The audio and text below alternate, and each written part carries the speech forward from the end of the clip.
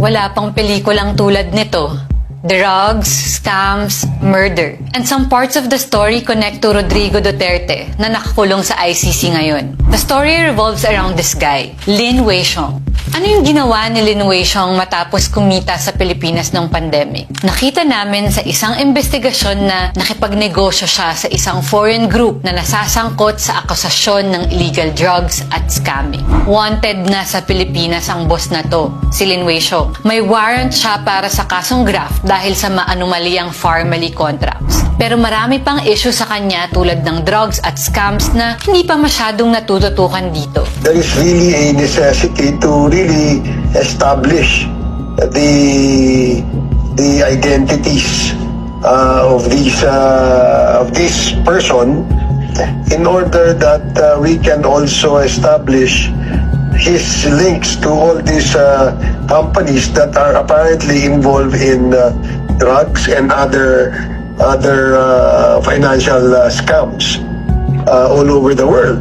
Mainit sa mata noon ng House Quad Committee si Lin Weixiong na may alias daw na Alan Lim. Malapit kasi siya kay Michael Yap na malapit naman kay former President Rodrigo Duterte. At ayon sa nagtatagong whistleblower na si Eduardo Asierto, sinabihan na niya noon si Duterte na may ugnayan daw sa drugs yung dalawa. Pero imbis na paimbestigahan sa kanya, ginipit pa raw siya.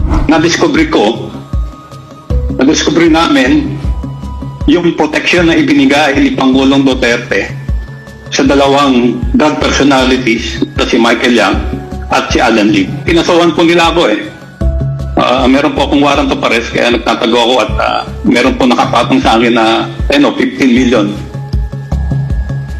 para po mapatay nila ako. Nakita ng mga prosecutor ng Office of the Ombudsman na bukod sa mga nakadeklarang may-ari ng Farmally, si Lin Weixiong ang tunay na kumokontrol ng pera. Inamin na rin naman ng declared owners ng Farmally na si Michael Yang ang guarantor nila. At ang Farmally, kahit na baguhan at maliit ang kapital, halos 8 bilyong piso yung nakuha nilang kontrata noong COVID-19 pandemic. Dahil dito, kinasuhan sila at nagtago na rin si Lin Weixiong. Kahit kailan, hindi humarap si Lin Weixiong sa Senado man yan noong 2021 or sa House Quadcom noong 2024. Kasali ang Rappler sa isang cross-border investigation na pinangunahan ng OCCRP or Organized Crime and Corruption Reporting Project. Higit 1 taon yung project na to. At dito, nakita naming may iba pang modus na kinasasangkutan sa ibang bansa si Lin Weixiong. Ito si Su Mingchin, isang Taiwanese. 2014 pa simula nang magtago si Su Mingchin matapos niyang makonvict sa Taiwan dahil sa isang shabu lab.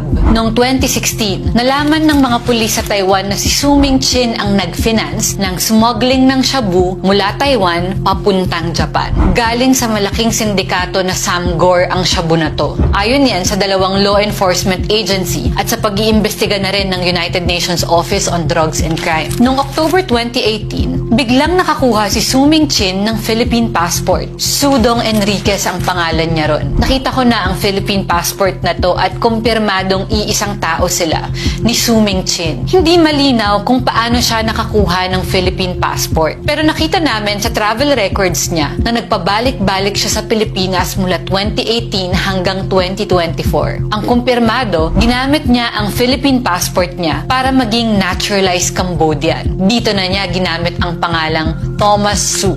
Sa Cambodia na mayagpag si Thomas Su, naging mukha siya ng isang malaking kumpanya, ang Lixin Group, isang malaking property developer sa Cambodia. Ayon sa multiple sources sa UNODC, binansagan na nila ang Lixin na major Mekong-based criminal enterprise. Noong 2024, hinatulan sa China ang ilang Chinese nationals ng isang kumpanyang nagngangalang Lixin dahil sa pag-traffic ng mga workers papuntang Sihanoukville para magpatakbo ng call center scam. Ang declared owner ngayon ng Lixin ay si Su Mingchao, kapatid ni Su Mingchin.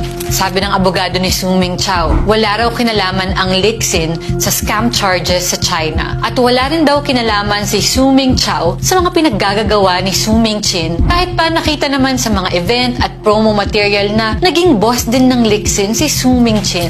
Dito napapasok si Lin Weishong. Noong March 2023, noong parang walang galaw ang kaso ng Farmally sa Ombudsman at hindi pa nagsisimula ang Quadcom, nakisosyo si Lin Weishong kay Su Ming Chao para magpatakbo ng isang business center sa Batumi, Georgia. Ang sabi sa akin ng mga abogado ni Lin Weishong, nag-divest naman na siya doon. Pagkatapos ipadala sa amin itong statement na to noong August 2025, lumabas pa rin sa September 2025 corporate filing na shareholder pa rin si Lin Weishong. Nakumpirma kong binabantayan na noon ng Presidential Anti-Organized Crime Commission ang ugnayan ni Lin Weishong at ng Lixin at Su Brothers. Lalo pa at may lumabas ding ugnayan ang Lixin at WM Casino. Ayon sa source ko sa intelligence community, iniimbestigahan na raw nila noon pa kung may ugnayan ang WM Casino at ang Nine Dynasty Junket Operator. Kung matatandaan nyo, ang Nine Dynasty Junket ang dinaanan ng ransom money para sa businessman na si Anson Ke. Gumamit ng cryptocurrency ang mga kidnapper ni Ke.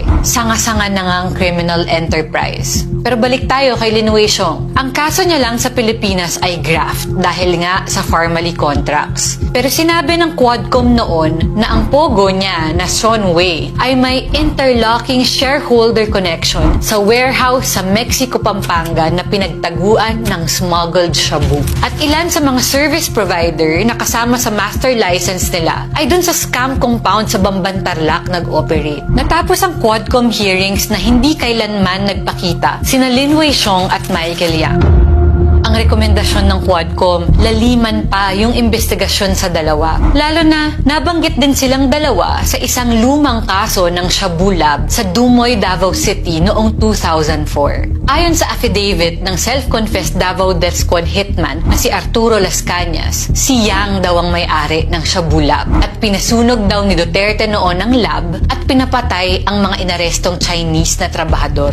Kasama ang affidavit ni Las Cañas sa mga ebidensyang tinitignan ng International Criminal Court sa kasong Crimes Against Humanity laban kay Duterte.